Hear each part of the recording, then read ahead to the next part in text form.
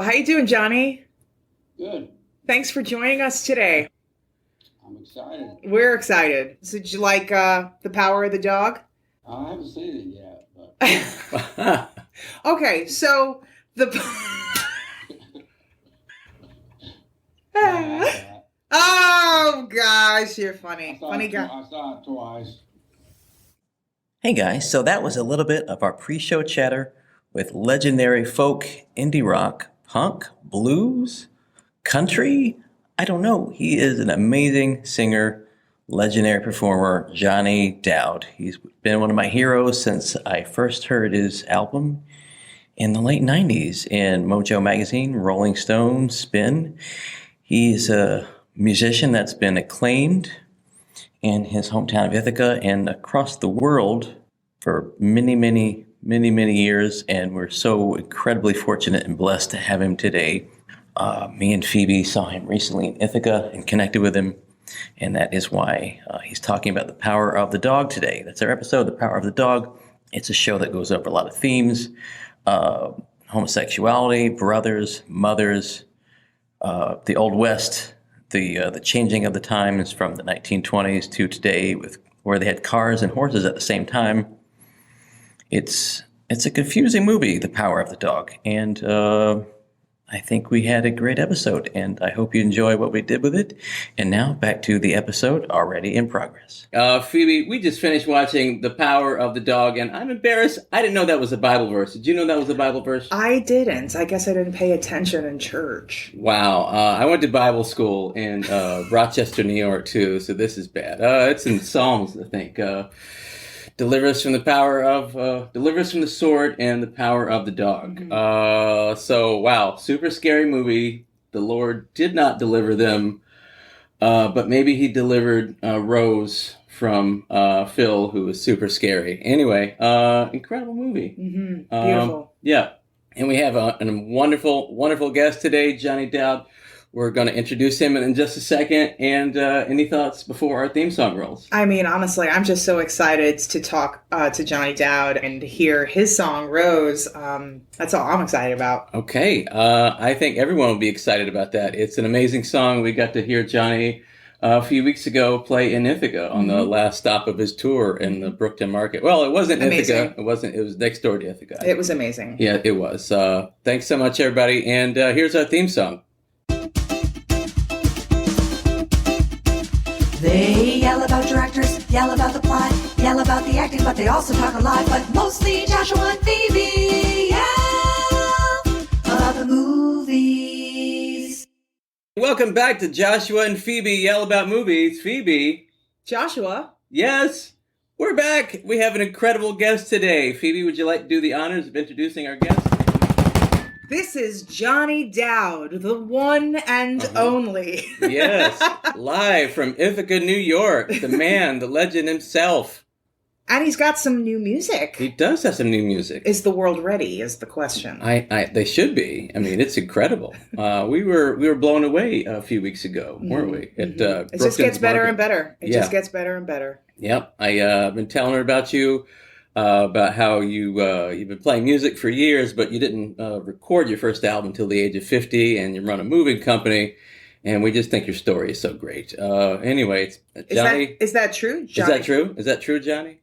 Not really, no. What is the truth? What is the truth? I manage a small local bank.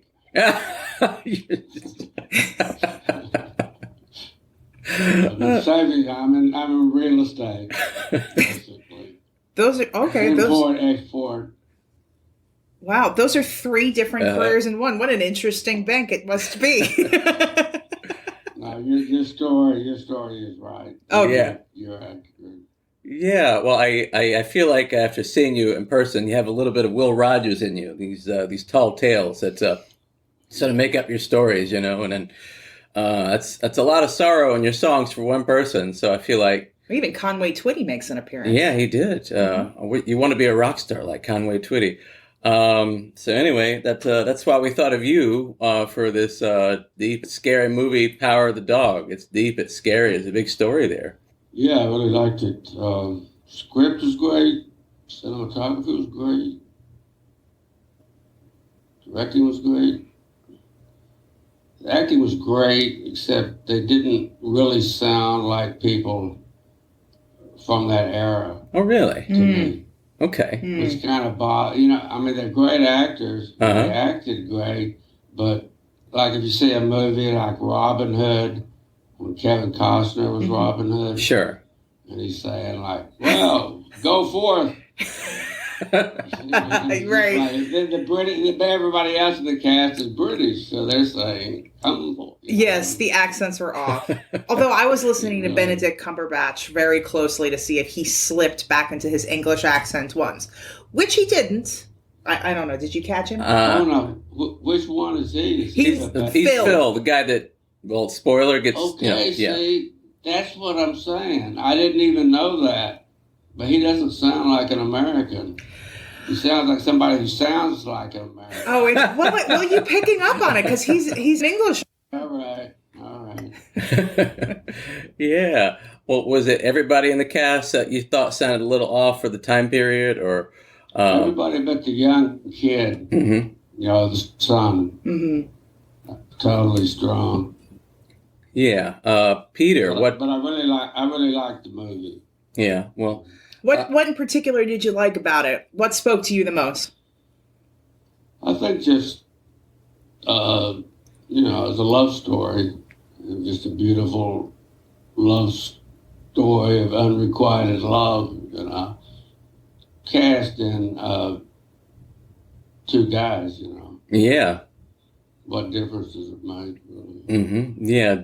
George and Phil, it seemed like they were at each other's throats the whole time. Why did you think that was? Well, I think they really loved each other, but Phil with what's going on in his head, and his brother just being a really straight, absolutely straight. You couldn't be any more man with a capital M. He doesn't say anything. He reluctantly gives up an emotion. Yeah. Even killed.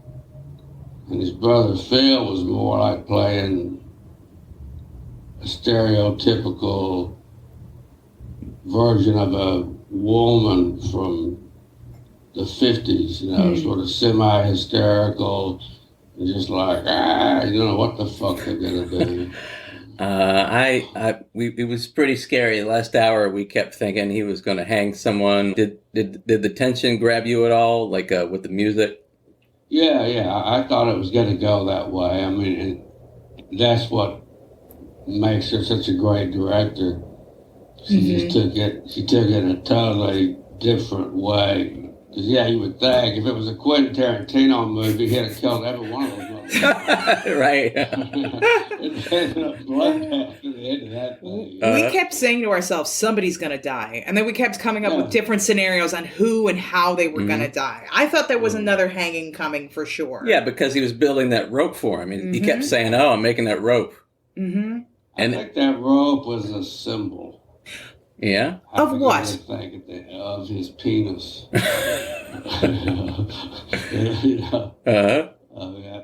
Honestly, I'm open to any version of interpretation because I feel like the entire movie was symbolism. Like, let's take Power of the Dog. What was the dog? What was that thing? Well, they looked out on the mountain, for one, and only Bronco Henry, who I think was like the homoerotic father, best friend, lover thing of Phil. And the only other person that saw the dog in the mountain was the kid. Right. So. And he was like, "How did you see it? You saw it right away?" That dog in the picture in the canyon. And then the Bible, that you'll be delivered from the power of the dog. I haven't read any other reviews, and I really haven't figured out this symbol, but I think the symbol's really clear. And the rope, back to what you're saying, Johnny, is another one, and it can go so many different directions. And you think it's a symbol of his penis. Whose penis? Well, just in the sense of a connecting thing between him and the kid. It's like a rope or a cable or a penis, Like that's binding them or killing them or... Binding them. He wants to bind them. Yeah. So I was shocked when the kid mentioned very casually that his father, an alcoholic, hung himself. Yeah. He found him and he cut him down from that rope. Right. Next to that, you've got... more ropes.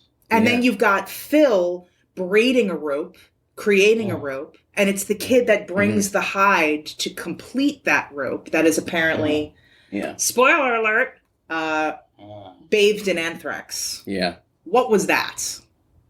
What was that?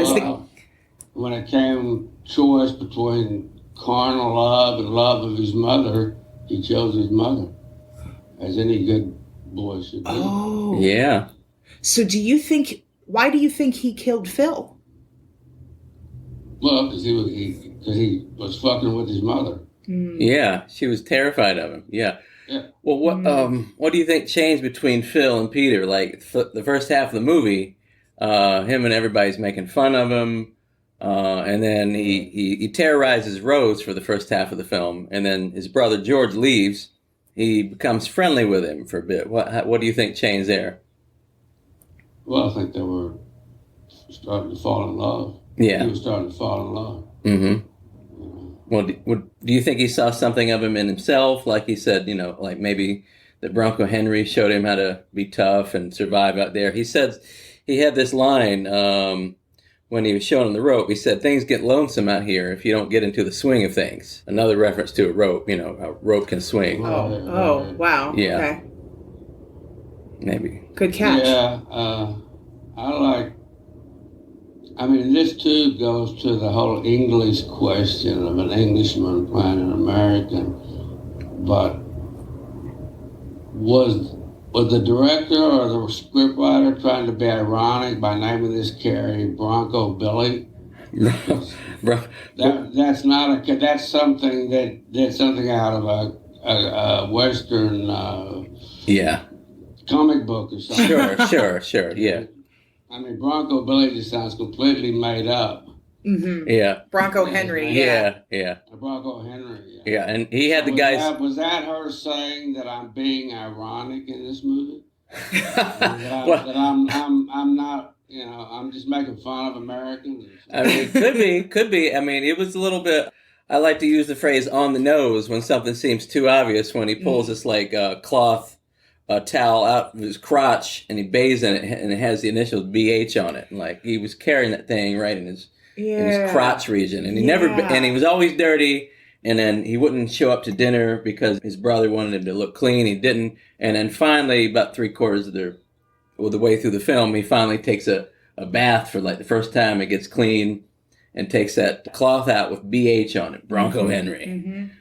What do you think? Did he feel that Bronco Henry made him clean, and he was hiding his uncleanliness? I don't know. That's another idea. A lot of ways you can go with this. Well, was there any proof that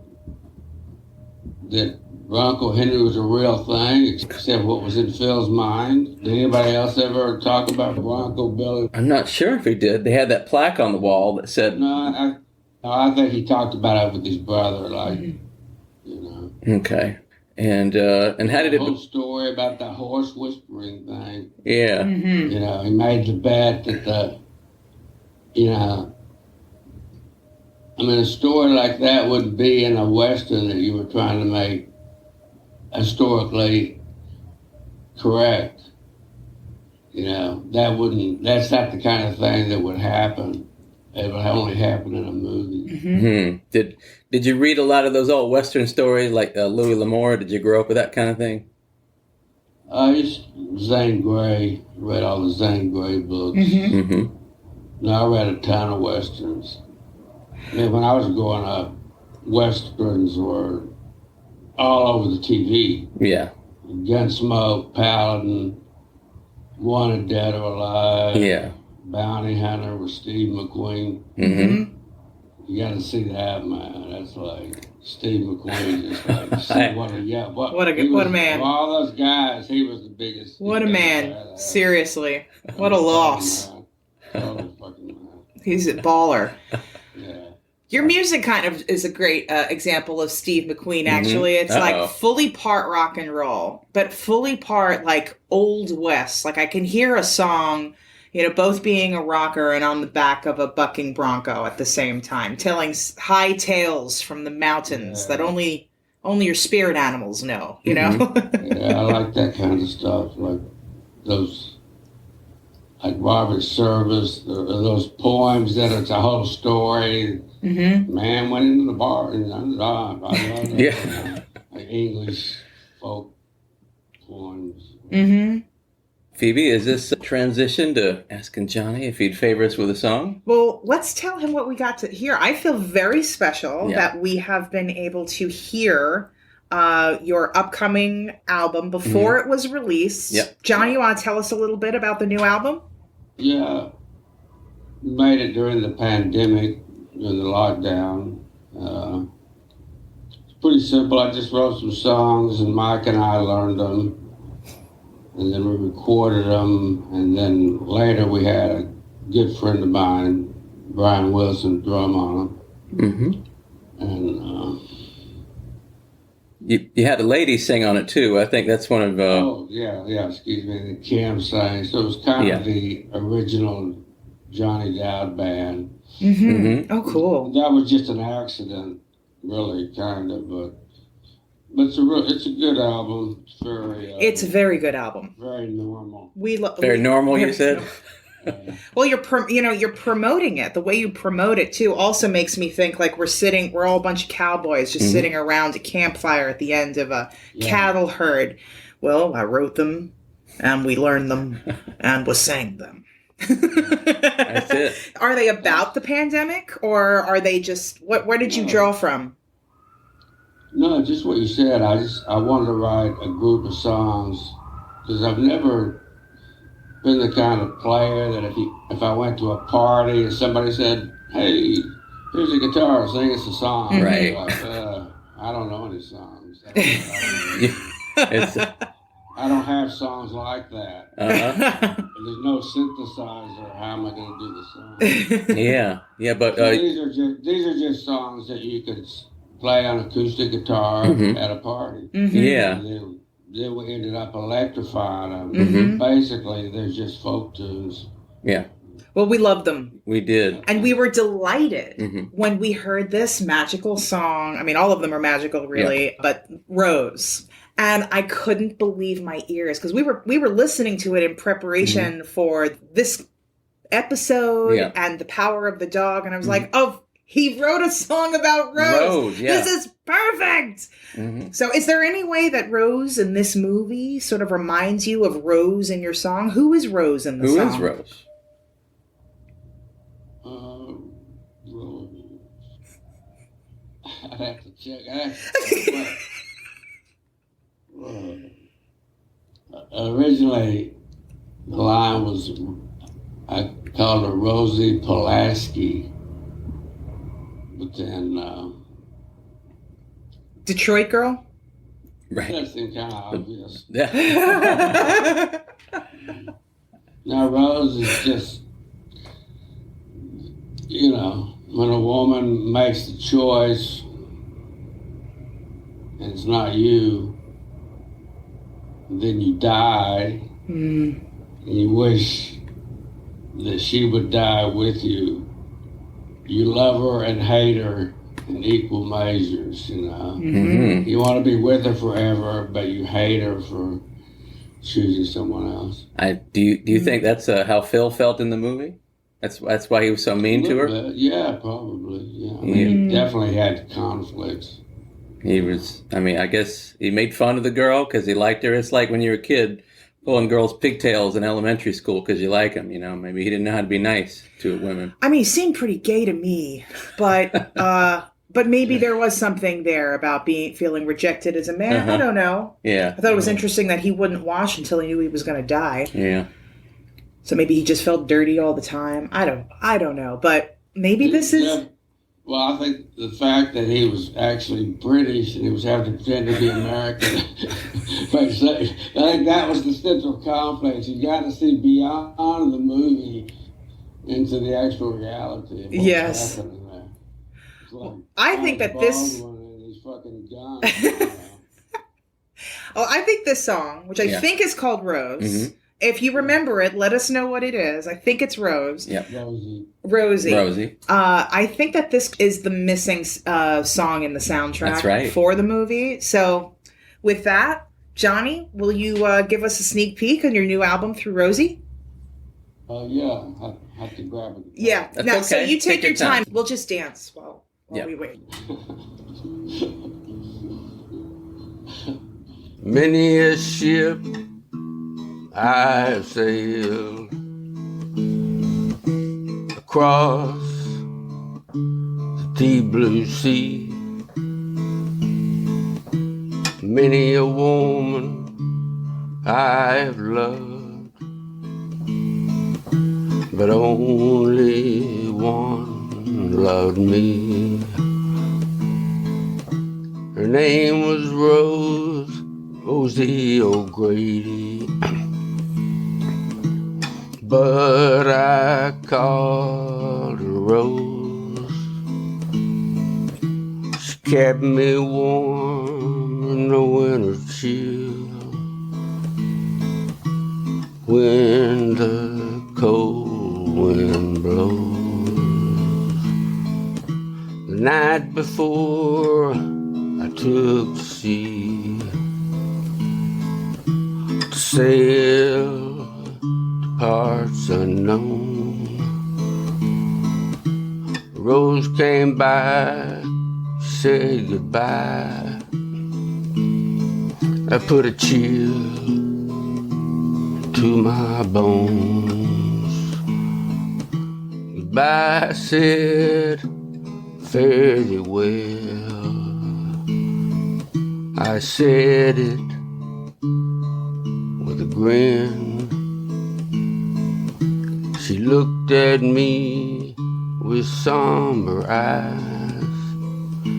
She said, I love your brother Jim. The sea was harsh, captain cruel. All were lost at sea. My final thought as the ship went down, I wish Rose was here with me. I wish Rose was here with me. I wish Rose was here with me. Wow. I wish Rose Yeah. was here with me. Well, I love that song. Thank you, Johnny. That sounded awesome. We were whisked away to that dog mountain. yes. And then Drinking hooch. And then I was reminded of the immortal wisdom of Rose herself in the movie, who embraces her son after putting away the whiskey, and she looks at him and says, Peter, we're not unreachable. That's what I was thinking of. That's one of the themes of the movie. So when does the rest of the world get to hear your new album? When is it releasing? I think mid-January, I think. Mm-hmm. We're also loving Johnny Dowd's Christmas album, and we bought a ton of them at your concert, and we're giving them away to all of our cool friends, because if you listen to Johnny Dowd, boys and girls, it's a very good indication that you are legitimately cool. And and each one of these covers is different. Who did these drawings? I did the drawings, and my sister did the woodcut, and then she stamps them. Oh, wait a minute, this you did by hand? Yeah. Oh my gosh, that's awesome. Now I don't want to give them away. That's what I said. Each one's a collector's edition. They're not the same. We're gonna do a different edition each Christmas. We'll make it'll be the same record, but it'll have a different cover. Oh, it's amazing. It's like baseball cards. People would trade them. So Yeah. Full collection. Yeah, and the three that we have are completely different. And unfortunately, I think the people that we are giving them to are going to be here, or maybe not. Maybe they won't. Maybe you won't be the one. But You are. Yeah. And just like when Phil was telling Peter about how he had to take bets and how many boards they'd have to move before the rabbit made a run for it, I think people are going to have to make a run to buy your Xmas album. Or they'll get their neck broke like the rabbit. That's right. That was an interesting thing. I mean, there was sort of a build-up to his sociopathy. Yeah. It started with... Yeah. Well, first we thought he was gentle because of the flowers, but then we saw him dissecting a rabbit. Peter, the gay son, we saw him dissecting a rabbit and then as Rose says, I thought you liked rabbits. Right, and then he did some dissection with the cow. I averted my eyes. I don't know what he did to the cow. That's where he got the rawhide. Yeah. Okay. There was that. And then I guess killing and then killing the rabbit was also an indication. Run the rabbit's neck, yeah. But it's interesting that he said about his father that his father was always worried. He was sort of a sociopath, but loved his mother. He loved his mother, and his father, before he died, was always concerned that he wasn't kind enough, which was interesting because later on, Phil says of him, "You're so kind." But actually, he wasn't kind at all. He murdered him. Yeah. So maybe his dad was right. Well, hey, he murdered him because, everybody made fun of him his whole life, I guess. That's another way to look at it. Oh, and then there was the nudie magazines. He had both men and women in there. I think so, yeah. He did have both men and women. I don't know. Was that authentic to the period also? Did they have cowboy porn back then? I don't... Probably. I mean, you were there, Johnny. What was it like in 1858? No, no, the movie was set in the 20s. Yeah. Let me not. 1915, 1920, yeah. Yeah. Why do you think George left for so much of the second half of the movie? What do you think that was setting up? Oh, yeah, that's right. Do you think he had to leave Peter along with Phil? I mean, plot-wise, do you think? Yeah, partly. That role was not much, you know. Yeah, but I think... the guy did it well, but he could be absent and the movie would go right along. Yeah, well... propel the action, you know. Yeah, it doesn't say, but, since Phil had was so violent, I feel like his brother must have had something happen to him that kept him so restrained, because he didn't listen to people, he didn't listen to his brother, he didn't listen to his wife. She kept saying how bad she was at the piano, and then he asked her to play the piano anyway in front of all those relatives and company, and she was crying and shaking. She didn't want to play. She couldn't play. She said, "I can't play." She used to play in a little bar review or something, and then to play for high society, it just made her start drinking. So was she drinking because... I thought of that scene. The meanest thing Phil did, I thought, was she's down there trying to play the piano. He comes out with the fucking banjo and plays the whole thing all up and down. Just for a musician, that would be pretty humiliating. You wouldn't oh, gee, I guess I'll do a gig in front of the governor tomorrow, It doesn't build your confidence. Mm-hmm. Phil came out like a badass, just playing that thing like he'd been doing it since he was born. Right. Squelching any confidence she was trying to do. She couldn't even practice because he was interrupting her with his, banjo skills. Okay. Yeah, that was kind of sort of like the Robert Johnson Down to the Crossroads, selling soul to the devil, and then you could become a great guitar player. That whole legend. I sort of felt like he was like that because when you heard him playing in the beginning, it's like, yeah, this guy can't really play banjo. He's just picking a few notes. And then all of a sudden he walks out of the bedroom and sounds like fucking Earl Scruggs. Right. That's kind of demonic. You don't get that good without a lot of practice.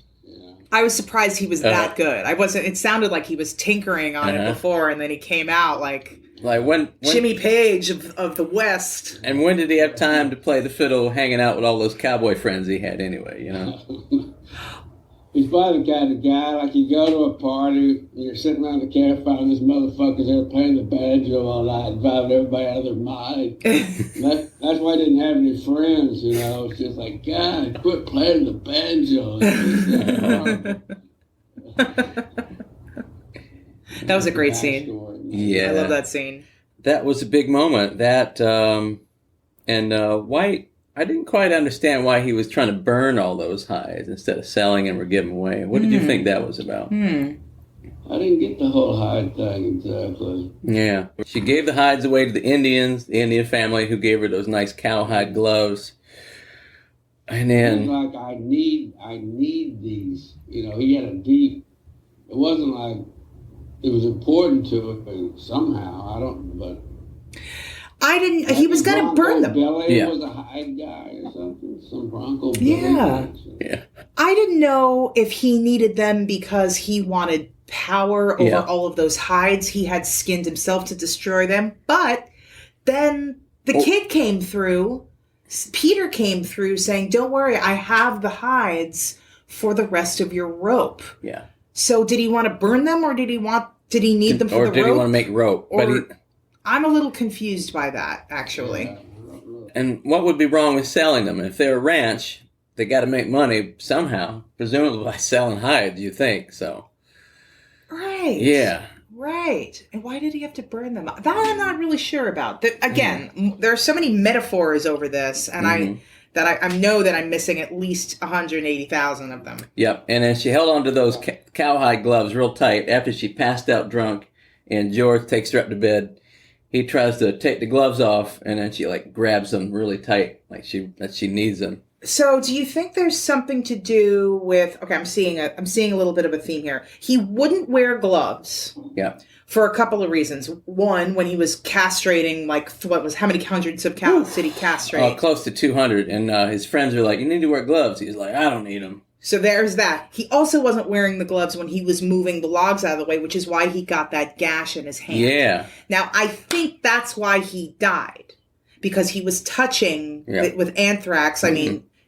Could have been either. He was wide open. You know, he had a horrible infection. And I mean, maybe anthrax would have gone through even if he didn't have a wound there. Mm-hmm. And then she wouldn't take off her gloves. Yeah. I don't know if there's a parallel there or what. Or... Yeah. Well, or maybe, go ahead, Johnny. Anything you're not sure of, you could just blame on Bronco Henry. Yeah.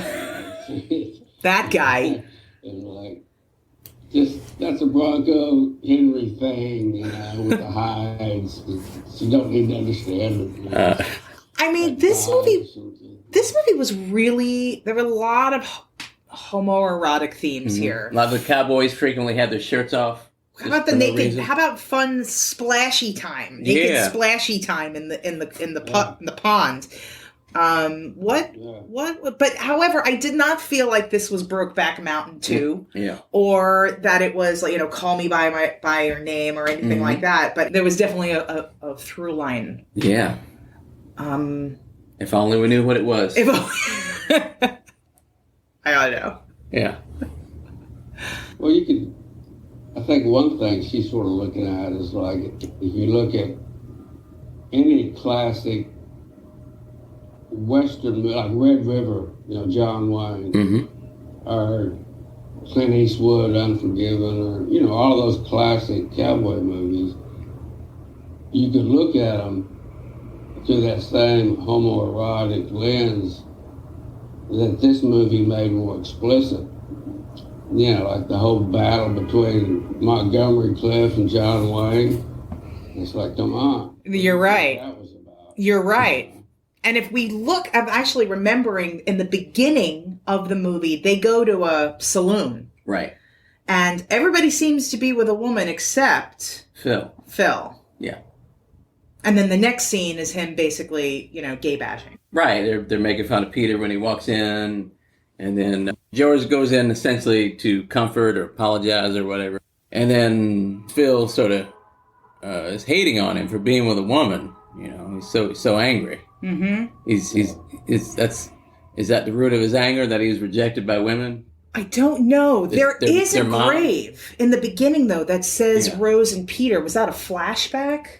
Mm. You remember the grave that said Rose and Peter in the beginning? I don't. Maybe it was just a sign for the show. I don't know. No, that's the fun of thinking about these movies, is thinking about these little symbols. And I'm just curious why he was so militantly filthy and ungloved. And then until he knew he was going to die, and that's when he took a real bath. That's when he put on a suit, and he seemed very happy and peaceful when he died. He put on the suit at the end. But he did kind of take a bath with that cloth, that kerchief or whatever it was from Bronco Henry. Mm-hmm. So he was a tormented gay cowboy. Yeah, in a nutshell. Yeah, but I still am not entirely clear why Peter would kill Phil. I mean, yes, his mother was... His mother. See, it's hard for people to imagine that. Modern people don't have the same relationship with their mothers that older people did. Because they're not... Kids today aren't as dependent on their mothers as you were when you were in the 1890s living out with a bunch of crazy people running around. She had to protect you from scorpions and gangs and whatever. Yeah. The elements. Elements, yeah. Your life expectancy then was probably like 30 or something. Yeah, very young. I mean, he made him cry. I didn't realize, because Peter seems exploring his own sexuality, doesn't have a father, has healing with that. I don't know. I thought this was becoming romantic. I didn't realize that he would take it to this guy has to die because... Is it because of his issues with his dad, or is it literally just because he made his mom cry? There's an inevitability into it, because I think Peter was just, that's where Phil wanted to go, That was like the ultimate love, death kind of thing. They were sort of like Jesus and Judas. Mm-hmm. Jesus had to have a Judas. He had to have a Judas, otherwise the whole story doesn't mean anything. Mm-hmm. So, for Phil's life to make sense with his torments and things, he had to have Peter complete his thing. That was that sacred bond of the rope that was handed down from Bronco Billy to him. And maybe that rope represented society. Like when everybody came over and Georgia was inviting him in, and he came into the barn in that suit to invite him to wash up. Phil said, "Well, sir, ain't we going into society?" Maybe he's rejecting society too. So that reminds me reminds me of a lot of Johnny Dowd songs. How did Bronco Henry die? I don't think they... I mean, maybe this is kind of pushing it, but when they looked up in the hill, they looked up in the hill and said, "What do you see? What do you that for Phil, Bronco Billy was still alive, and that he wasn't dead to Phil the way that a dead person is normally dead to you. The spirit of Bronco Billy had been infused in him on that camping trip they took, He saved his life. Montgomery saved his life by bunking with him in a sleeping bag. Yeah. Well, I just didn't remember whether or not he was responsible somehow. If there's some sort of you can't be together out on the range. Yeah. But is there this odd, what is the word? Generational tradition of, we bond and then you die. And then, I don't know. I'm trying to make connections from all of the themes. It was a myriad of them. It's like anything. Once you take it apart, it doesn't make any sense at all. I'm kind of experiencing that myself. Like a rope. Uh-huh. Yeah. Like a rope. Yeah. It's a fucking movie and blah, blah, blah. Yeah, that's it. Once you start taking it apart, oh my God. I I know. don't know what the hell is going on. The guy's English, he's talking American. Well, Killing each other. Well, It was a beautiful movie, though. They were definitely letting us know every step of the way that somebody was going to die. Hey, you're right. Maybe she's making fun of Americans. Who knows? But like you said, if you untangle it, that's not the point of the movie. It's just to enjoy it. Definitely a great movie. Yeah, Great movie. So with that in mind, let's How many ropes? Yeah, let's do a rating out of 10. We kind of give on this show. Castrated cat. Yeah, we give things like a out of 10 with like something like a rope, like 10 out of 10 ropes or whatever.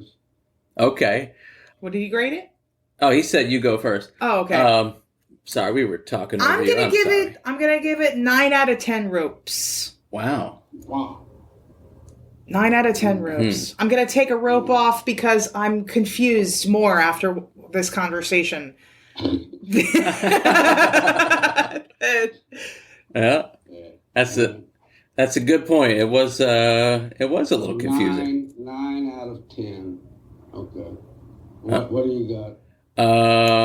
I'm gonna go 8.5 dogs out of 10. Why'd you shave off the point and a half? They went away from the dog metaphor at the end. Deliver us from the power of the dog. I mean, it was Peter the dog. I just felt it left that particular thread hanging a little bit. Is the dog homosexuality? I think it was just the Bible verse. Yeah, it's easy. A cultural reference to Snoop Dogg. Yeah, right. That was totally it. That was Trying to get the yeah. young audience. Yeah, Well, bow wow yo yippee yay. That's cowboy like. Yeah, Hip hop. yeah. Makes me think of Samuel Jackson too in Pulp Fiction. It's always easier to throw in an Old Testament Bible verse and get people thinking. Yeah. And this is the moment we've been waiting for, other than Johnny's performance, which was fabulous as always. How many ropes do you give it? This is tough. I don't like to give ropes, but I'm going to go 8.52. I'm going to take off for the fact that the main character was English and he was playing America. I knew it. That's cultural appropriation. That's cultural appropriation. I can't. I'm sorry. I'm an actor that needs a job. Right. I could have played that fucking role. I could have that role. You are that role. Well, all right. Sort of. Well, that's All right. well, thanks so much. Fun. Thank you, Johnny. So good to see you. You sound great. You sound great. The album's wonderful. Wonderful. We're giving this away to everybody that is cool. I told you they'd yell about directors, yell about the plot. They yelled about the acting, hope they let the guests talk, but mostly Josh and Phoebe. yeah.